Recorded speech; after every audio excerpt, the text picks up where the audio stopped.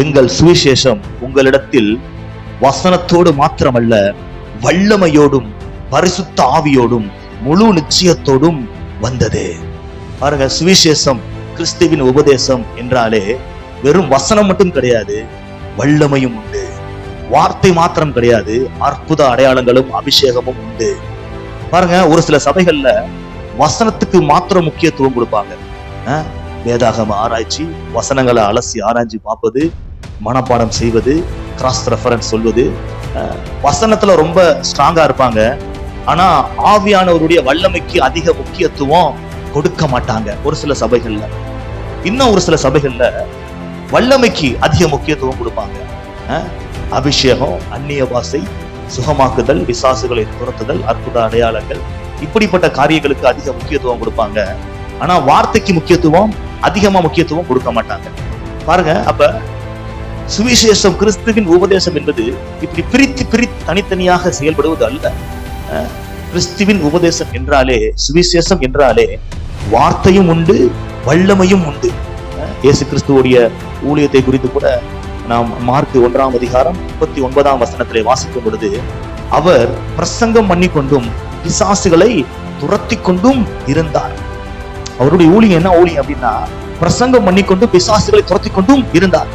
இன்னைக்கு சபைகள்ல பிரசங்கம் பண்ணுகிறார்கள், பிசாசுகள் துரத்தப்படவில்லை. வார்த்தையும் இருக்க வேண்டும், வல்லமையும் இருக்க வேண்டும். இயேசு கிறிஸ்து வார்த்தையினால் பிரசங்கம் பண்ணினார், வல்லமையினால் பிசாசுகளை துரத்தினார்.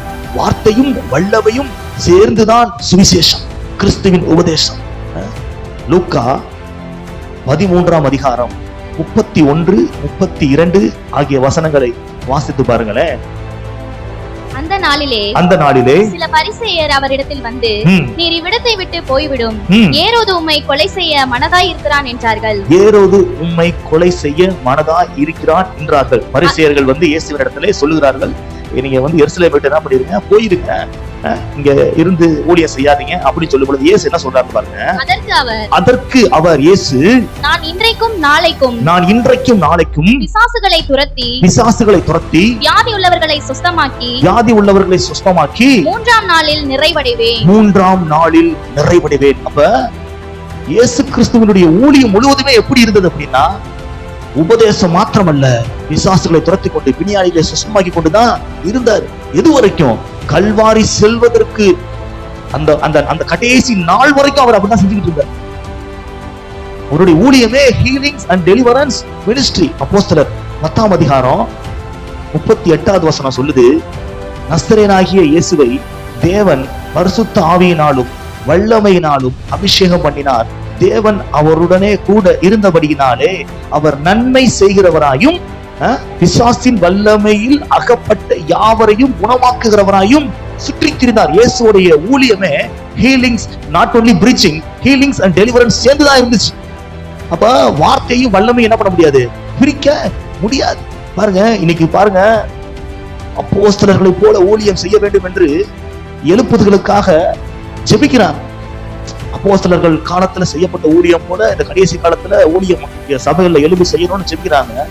ஆனா எவங்க எழுப்புதலுக்காக ஜெபிக்கிறாங்களோ அவங்கதான் எழுப்புதலுக்கு தடையாவே இருக்கிறாங்க.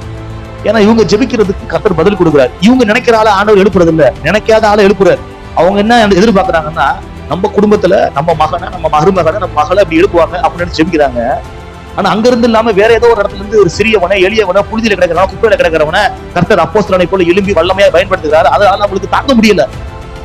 இன்னைக்கு எழுப்புதலுக்காக ஜெபிக்கிறவங்க எழுப்புதலுக்கு தடையா இருக்கிறாங்க. பாருங்க, வார்த்தை மாத்திரமல்ல, வல்லமையும் சேர்ந்துதான் சுவிசேஷம். பாருங்க, இயேசு கிறிஸ்துவுடைய அந்த பிரசங்கத்தை மக்கள் நம்புவதற்கே இயேசுவுக்கு அற்புத அடையாளங்கள் மிகவும் தேவைப்பட்டதாக இருந்தது. எடுத்து வாசிங்க, யோவான் 4ஆம் அதிகாரம் 48வது வசனம்.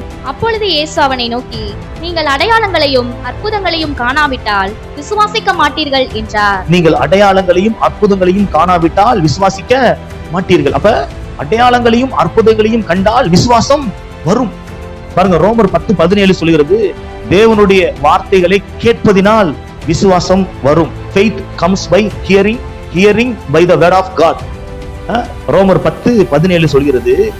இங்கே யோவான் 4:48 சொல்கிறது, நீங்கள் அடையாளங்களையும் அற்புதங்களையும் காணாவிட்டால் விசுவாசிக்க மாட்டீர்கள் அப்படின்னு. அப்ப தேவனுடைய வார்த்தையை கேட்பதினால் விசுவாசம் வரும், தேவனுடைய வல்லமையை பார்ப்பதினாலும் விசுவாசம் வரும். தேவனுடைய வார்த்தையை கேட்டால் மட்டும் விசுவாசம் வரும் என்று வேதம் சொல்லவில்லை, தேவனுடைய வல்லமையை அற்புத அடையாளங்களை பார்த்தும் விசுவாசம் வரும் என்று வேதம் சொல்கிறது. இயேசு சொல்றாரு யோவான் 14ஆம் அதிகாரம் 11வது வசனத்திலே, நான் பிதாவிலும் பிதா என்னிலும் இருப்பதை நம்புங்கள், அப்படி இல்லாவிட்டாலும் என் கிரியைகளின் நிமித்தமாவது நம்புங்கள். அற்புத அடையாளங்களை செய்து சுகமாக்கி கொண்டிருக்கின்றேன், விடுதலையாக்கி கொண்டிருக்கின்றேன், பிசாசுகளை துரத்தி கொண்டிருக்கின்றேன், நான் தேவனுடைய குமாரன், தேவனுடைய புத்திரன், நான் தான் மெசியா என்பதை என்னுடைய கிரியைகளை வைத்து நம்புங்கள் என்று இயேசு கிறிஸ்து சொன்னார். பிரசங்கத்தின் மூலம் மட்டும் தான் தேவனுடைய குமாரன் என்று அவர் நிரூபிக்கவில்லை, அற்புத அடையாளங்களையும் செய்து நான் தேவனுடைய குமாரன் என்று நிரூபித்தார். பாருங்க, அவர் மட்டும் அப்படி செய்யல. அவர் சொல்றாரு, என்னை விசுவாசிக்கிறவன் நான் செய்த கிரியைகளை தானும் செய்வான், அதை பார்க்கிலும் பெரிய கிரியைகளை செய்வான். மார்க் 16, 17, 18 சொல்கிறது, விசுவாசிக்கிறவர்களால் நடக்கும் அடையாளங்களாவன, என் நாமத்தினாலே பிசாசுகளை துரத்துவார்கள், நவமான வாசைகளை பேசுவார்கள், சர்ப்பங்களை எடுப்பார்கள், சாவுக்கு எதுவான யாதொன்றை குடித்தாலும் அது அவர்களை சேதப்படுத்த மாட்டாது, வியாதியஸ்தர்கள் மீது அவர்கள் கைகளை வைப்பார்கள், அப்பொழுது அவர்கள் சுஸ்மமாவார்கள். பாருங்க, பரிசுத்த ஆவியின் வல்லமையை முழு நிறைவாய் பெற்றுக்கொண்டு இயேசு செய்த கிரியைகளை இந்த பூமியிலே நாமும் செய்ய வேண்டும் என்று தேவன் நம்மிடத்திலே எதிர்பார்க்கின்றார்.